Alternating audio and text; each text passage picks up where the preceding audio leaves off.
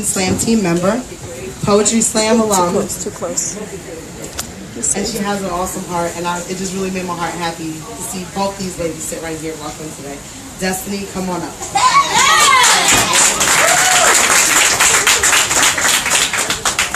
I love it.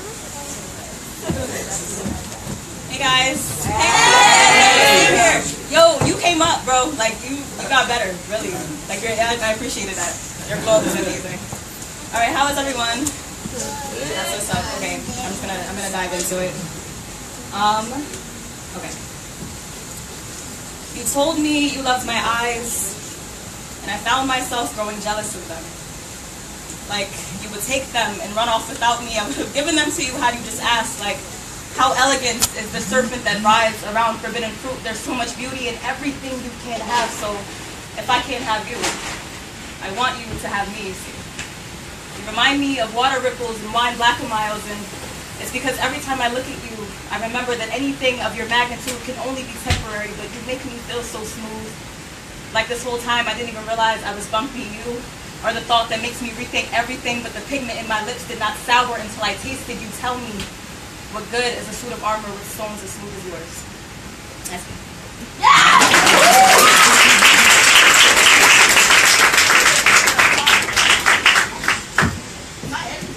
Alright, so she clearly killed it.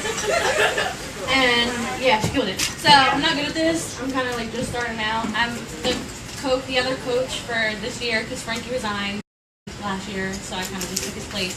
The next person up is one of our team members, Cassidy.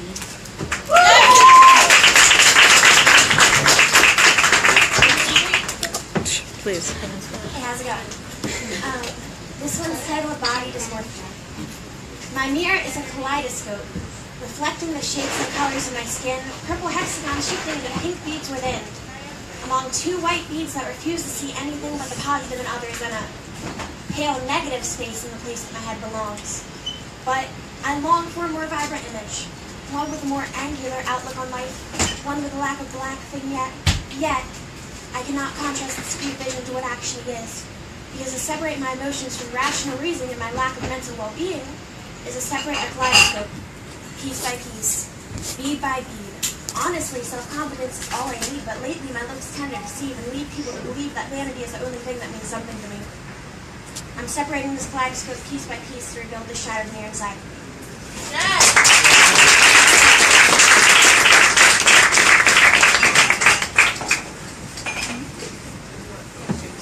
Alright, so next person we have up is Aaliyah.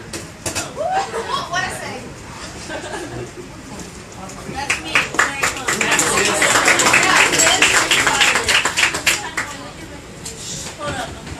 Okay.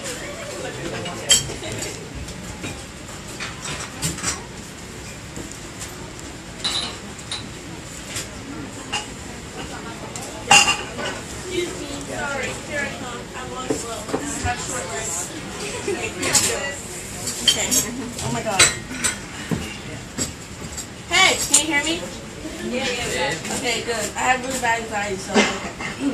This is called The Raven. I miss you so much, I can barely keep breathing. Do you remember when we talked about going to Manhattan? You said you liked the noise and the fact that no one there would know you. I just wanted to be wherever you were. I was never afraid of the dark when you talked about yours. I still can't describe how I felt when you told me the only number you had saved besides your mother's was mine. I keep telling myself you're not allowed to walk in and out of my life as you please, but I leave the door unlocked, so what does that make me? The last I love you from the last time we spoke is still stuck to the roof of my mouth. Other lovers have tried to pry it out of me, but the memory of you is like lockjaw. I miss you so much, I can barely keep breathing. Do you remember the rabbit you caught last summer? You let me name him Widow. If life is a box of chocolates, there are pieces missing, and whatever's left has gone stale. I can't smoke a blunt in my car anymore without wondering where you are or if you're smoking too. I hope you're not drinking. I know you hate what it does to you. Your secrets are still stuck between my lips. I will hold them safe and repeat them back to you if you ever lose your way home. I hope you have a hobby or you're at least keeping busy. I hope you still laugh at your own jokes. Do you remember what movie we were watching the first night you hit me? I still can't finish it. I'm holding the place. Can we pick up where we left off? Can we stand up and wipe the dust off? I never got to tell you why I only write in pen, or why I can't sleep with socks on, or about the day I caught Santa putting gifts under my tree and then disappearing. I'm not mad at you for leaving, but I'm lonely. The only reason I haven't called is because I'm afraid of being sent right to voicemail, or for another girl to pick up the phone. But if I ever find myself in your city again, you'll be the first to know.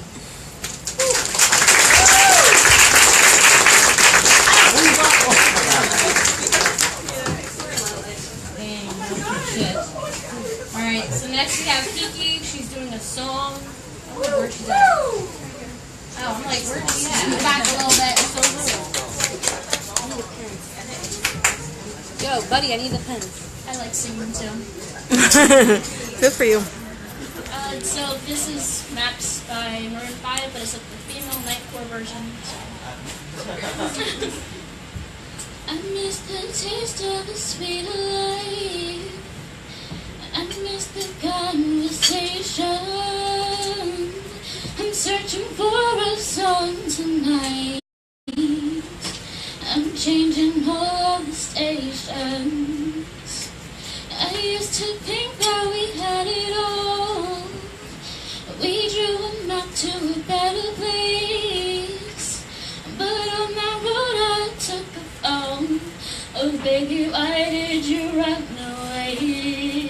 I was there for you in your darkest times. I was there for you in your darkest nights. But I wonder where were you when I was at my worst, down on my knees. And you said you had my back, so I wonder where were you when all the roads you took came back to me. So I'm following the map that leads to you, the map that leads to you. There's nothing I can do, the map that leads to you.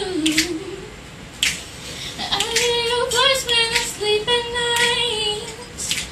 Hard to resist temptation, 'cause something strange has come over me. No, I just can't get over you. No, I just can't get over you. I was there for you in your darkest times. I was there for you in your darkest nights. But I wonder where were you when I was at my worst, down on my knees. And you said you had my back, so I wonder where were you when all the roads you took came back to me. So I'm following the map that leads to you, the map that leads to you. There's nothing I can do, the map that leads to you. Oh, to you, the map that leads to you. There's nothing I can do, the map that leads to you.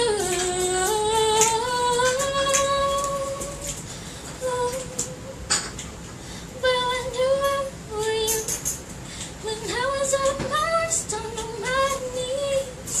You said you had my back, so I knew where were you when all the roads you came back to me. So I'm following the map that leads to you.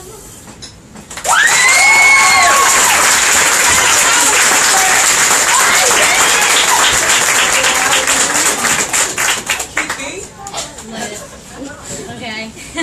Next up is another one of our team members.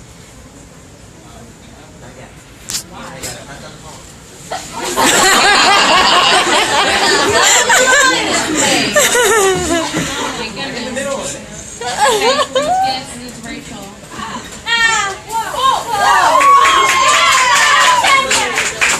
Come on, let's show some love. Come on, Rachel.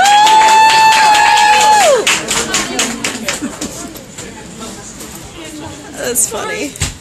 Sad. So He's not done the I ball literally yet. haven't recorded anything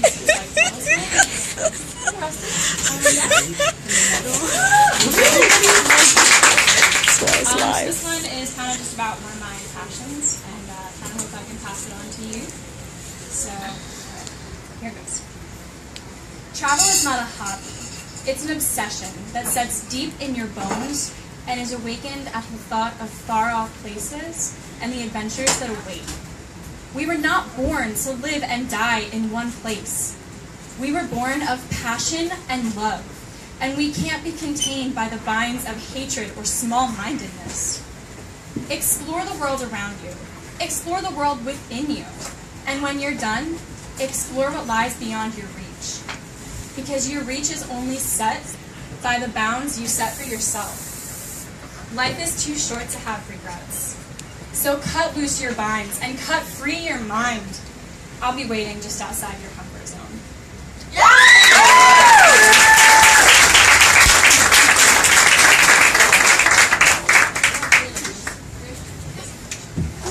I need a step stool. You saw that? You saw that lift? I need a step stool. Is that what you're laughing at? You saw that, right? That was like a whole like, I know.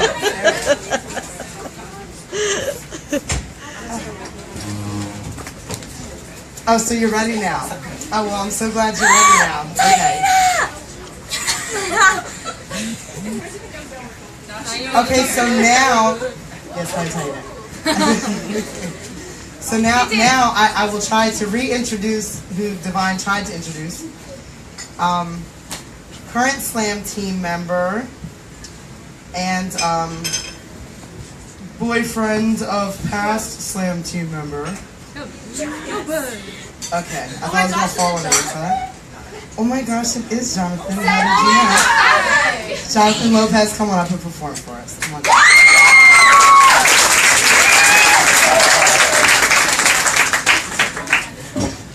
Oh, do I have to stand? Yes. You can't stand. Yeah, I can see that. Can you hear me? Yes. Okay. So I wrote this last night, and I really don't have a title for it. I really wish I did. So maybe one of you can help me. I came home today telling myself I had work that needed to be done. And literally none of it got done. You see, I had an essay that I had 3 weeks to prepare for, but only a few days to do. It's due tonight at... Or does that now count as last night, seeing it's past midnight? I have an art project the size of a window due tomorrow that I never even wanted to begin with in the first place. Oh, and it's only 1/4 done. See, I can't drive my car, which is always staring me in my face anytime I walk out the door. I can't get a job, can't get it because I need a job. I've applied for about 72 places and counting, and only 3 have gotten back to me. I don't know if it's my aura or my energy, but I really need to find something to help me spend my time. I am dying. In my own mind, I'm a prisoner locked inside a cell of my brain that is simply just the opposite of functioning. It's beginning to look a lot like Christmas. Everywhere you go. Let me go, let me go, let me go, let me go, let me go. I'm chained to my life. I've chained my life up tighter than the ropes I use to tie my noose. My mind is sharper than the blades I want to cut myself open with. I'm far too busy to poison myself, and I really don't have the energy to do anything. I have 5 days left. 5 days. Christmas will be here in 5 days, and I am really thinking about missing it. I'm thinking about kissing it goodbye. You want to know something? I was lied to this whole time. It's nothing new in my life, you know. I could have just been getting help this whole time. I was lied to not once, not twice, not 3 times, but so much that it feels like I've died. She, my mom that is, told me on the ride here that all she wants to do lately is just sit on the toilet or go to bed. You see, then I say, I know what that means. And she goes, she only knows what it means sometimes. The only thing I've eaten this week is 3 or 4 ramens, 5 oranges, 10 cups of tea, and 24 cups of memories of the times that our family was happy. Or was that ignorance? You want to know what my mom has been eating? Her words. You know what? You know what? I really want to die. I wrote a suicide note a little while ago, but I never let it go. It's sitting in my notes looking at me and telling me that it's just another thing that will never get finished, but I can't stand it anymore. I want to finish it. To wrap it up in a little bow and give my gift to the world, wiping myself off the planet like I wipe my hopes off a windshield that I will never really be able to use. The radio in my car is loud. I like that. It's so loud that maybe it can drown out the sounds of everyone screaming at me from all around. Get a job, they say. You have a 41 in English class, they say. Why are you like this, they ask. Why not crush up those cherry pits that you have stored just for this occasion in your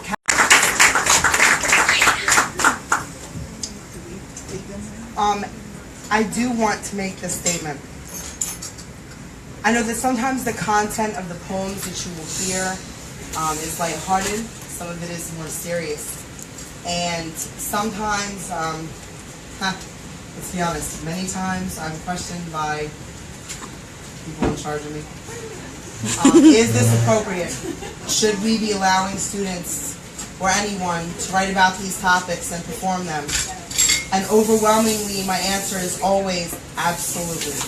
Because if we don't address the issues that we are going through, the silence is deafening. The silence is deafening. You have to speak on these issues. That is the only way that we continue to hold power over these issues instead of the issues holding power over us. Preach, Mom! Right. So, yes, I will always let students speak on any topic that is on their heart, because if it's on their heart, it's important to us. Amen. Period. Sorry, I just felt the need to go a little preachy. Aming. I mean, they do, but I'm still here 15 years later, so there you go. Don't say that. I was only like 10 when I started, so I'm like 25. Oh, yes. So, I was so psyched when I found out that she was coming, because I have missed her poetry ever since she started talking about tornadoes. Poetry Slam alum Morgan Duenny, please come up and perform her poem. Wait, I remember that poem. You literally did the definition of, oh, I remember that one. Oh, I've never forgotten that one. I need to find a short version. Okay. Hi guys.